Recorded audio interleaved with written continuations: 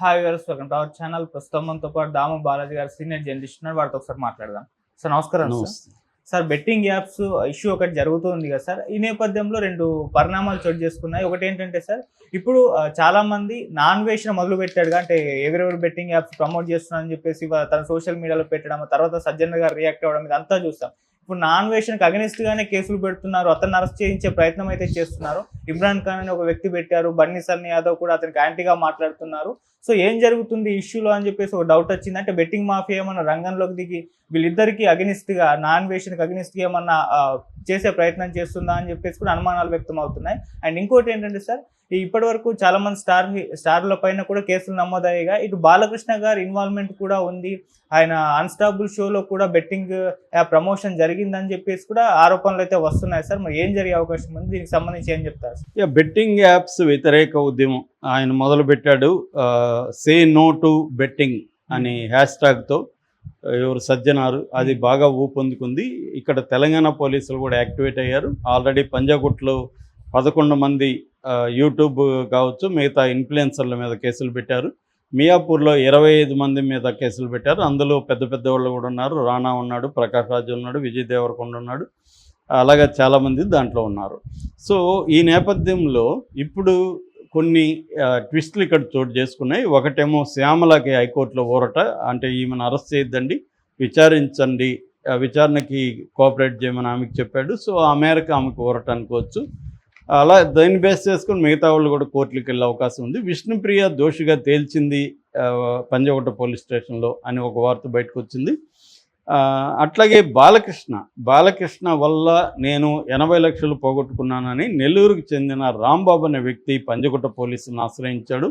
మరి ఆ అబ్బాయి ఆల్రెడీ టీవీ ఛానల్తో కూడా మాట్లాడుతున్నాడు. ఆ అబ్బాయి చెప్పింది ఏంటంటే, అన్స్టాపబుల్ ప్రోగ్రాంలో బాలకృష్ణ ఒకసారి ఇటు గోపిచందు ప్రభాసులతో వాళ్ళు గిఫ్ట్లు ఇస్తారు. ఆ గిఫ్ట్లు ఇచ్చినప్పుడు ఒక యాడ్ వచ్చింది. ఆ యాడ్ Fun88 అనే గేమ్ ప్లే చేసి డబ్బులు సంపాదించుకోండి, ఇలాంటి గిఫ్ట్లు పొందండి అని వచ్చింది. నేను అది చూశాను, నాకు ప్రభాస్ అంటే ఇష్టం, ఆయన చెప్తున్నాడు, బాలకృష్ణ చెప్తున్నాడు అంటే ఇది వాస్తవమే అనుకొని నేను ఆ యాప్లో మెల్లగా డబ్బులు పెట్టడం మొదలుపెట్టాను. 2 ఏళ్లలో నాకు 80 లక్షలు పోగొట్టుకున్నాను నేను, నాకు న్యాయం చేయండి అని అతను నిన్న వచ్చాడు. సో బాలకృష్ణ మీద కూడా ఏమైనా కేసు పెడతారా అనేది చూడాలి.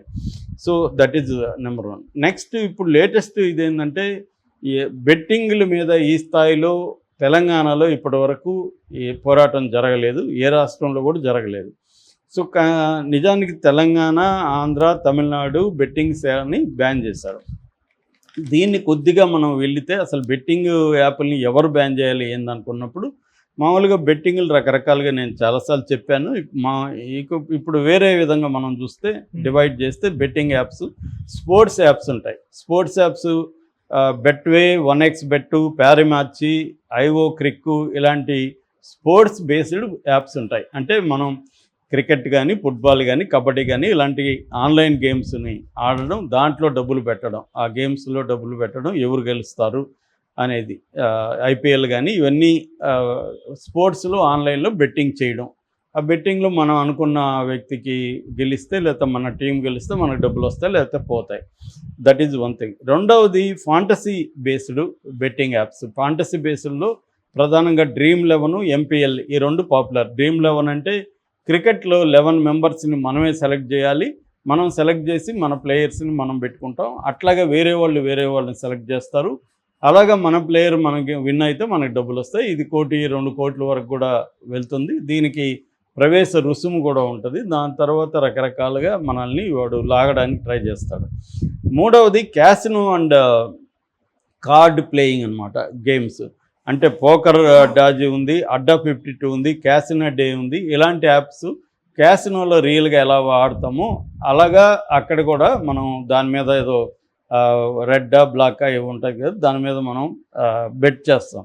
అది పడితే మనకు డబ్బులు వస్తాయి, లేకపోతే పోతుంది. నాలుగవది lottery and rummy betting apps.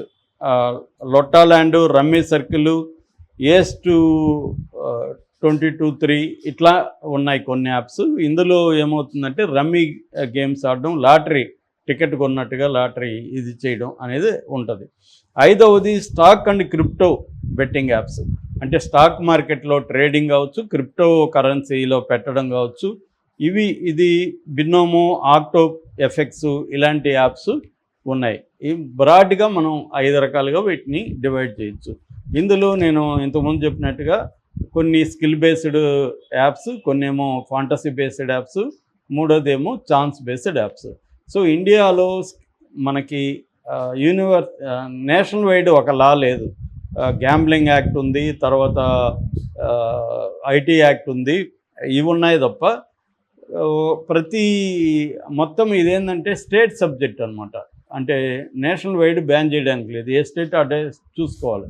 అలాగా 2017లో తెలంగాణ గేమింగ్ యాక్ట్ అనేది ఒకటి వచ్చింది. తెలంగాణ గేమింగ్ బ్యాన్ చేసింది, ఆంధ్ర బ్యాన్ చేస్తారు, తమిళనాడు బ్యాన్ చేస్తారు.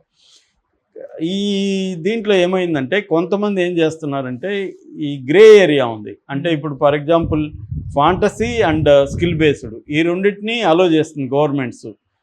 సుప్రీంకోర్టు కూడా ఫాంటసీ కింద ఫాంటసీ దాన్నే స్కిల్ బేస్డ్ అని చెప్పి వాటిని అలో చేసింది. ఓన్లీ ఛాన్స్ బేస్డ్ వాటిని మాత్రమే బ్యాన్ చేస్తుంది. ఈ క్రమంలో ఏం చేస్తున్నారంటే ఈ బెట్టింగ్ యాప్స్ వాళ్ళు ఇండియా నుంచి కొన్ని ఆపరేట్ అవుతున్నాయి, కొన్నేమో విదేశాలు మాల్టా, జిబ్రాల్టర్, కురాకావో ఇలాంటి దేశాల నుంచి ఇవి ఆపరేట్ అవుతున్నాయి. సో వాళ్ళకి అక్కడి నుంచి ఆపరేట్ అవుతాయి కాబట్టి ఇక్కడ ఉన్న చట్టాలు వాటికి వర్తించవు. సో ఇక్కడ కూడా ఏం చేస్తున్నారంటే ఛాన్స్ బేస్డ్ యాప్స్ కూడా మేము స్కిల్ బేస్డ్ యాప్స్ అని చెప్పేసుకొని వాళ్ళు గవర్నమెంట్ నుంచి పర్మిషన్ తెచ్చుకుంటున్నారు.